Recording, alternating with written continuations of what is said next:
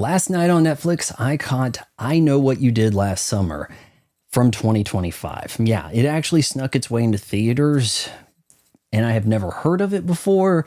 That's the world we live in now. And this movie has me feeling some kind of way. Very conflicted viewing experience. I was all over the map on this. To say it in the least, this movie surprised me. So we're going to go into some spoilers here, but if you haven't checked out I Know What You Did Last Summer 2025 and you're kind of curious, you might want to give that a view first. From the writer of Thor: Love and Thunder. Yeah, that's a ringing endorsement right there. We kick off our high dynamic range viewing of I Know What You Did Last Summer in what looks like a grayscale. That's a Netflix thing. I don't know what the deal is, but filmmakers and producers, studios cannot get on the same page for how to calibrate high dynamic range. We're staring down the barrel of a pretty by the numbers remake. Yeah, some 20-somethings have gathered. Oh, it's a coastal town. Let's go for a drive. We're letting a woman drive. But they don't run over a body and then throw it off the cliff. They just cause an accident that sends a truck off a cliff. They don't go to the police. One of the rich kids has a dad who runs a town. We can sweep this under the rug. A year later, and we're going to converge for a wedding. Oh yes, we have lesbian empowerment here. And our bride-to-be that looks like a supersized preschooler is supposedly the hot chick of this movie. But things are going to take a turn. There's a true crime podcaster coming into town who mentions the 1997 killings. Not a remake. There are plenty of off attempts at humor. Bro, no wait, you can have my crypto wallet. Oh, am I a widow now? Yeah, but you're like a hot widow. So I was thinking, who is this lead actress, Ava? I've never seen her before, and she's not terrible. Graduated top of her class from Harvard. And that is what it takes to get into a movie now. Oh no, wait, she's dating Steve from Stranger Things. That said, our alleged genius on set should have realized that a bell-shaped trap dropped on her would have been easily tipped over. But the plot thickens. On the scene, Freddie Prinze Jr. We go and we get Jennifer Love Hewitt. Yes, not as different characters. I saw them kind of on the poster and think, oh, they're going to do the Bill Murray Ghostbusters 2016 thing, play a different character. No, they're back. This is a soft reboot. Not every kill makes sense, but they're grisly.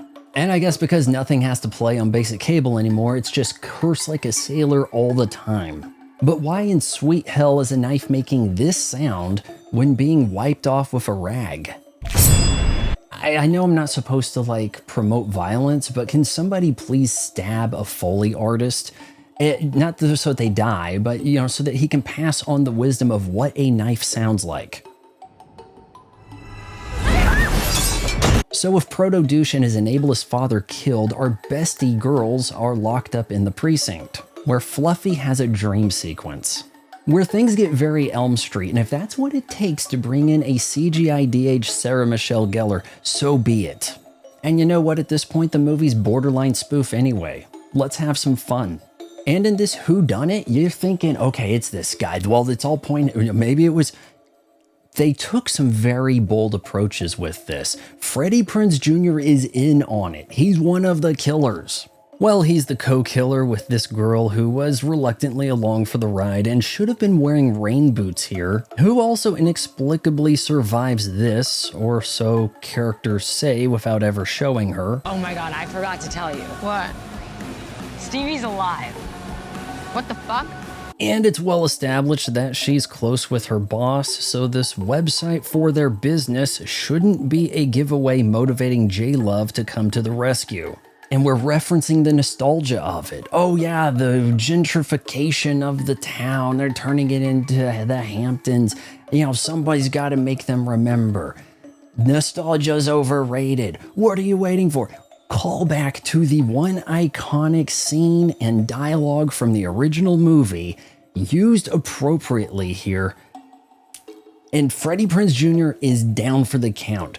They had the balls with I Know What You Did Last Summer to bring back a series hero and turn them villain. They have somehow managed to do the latter Scream sequel thing better.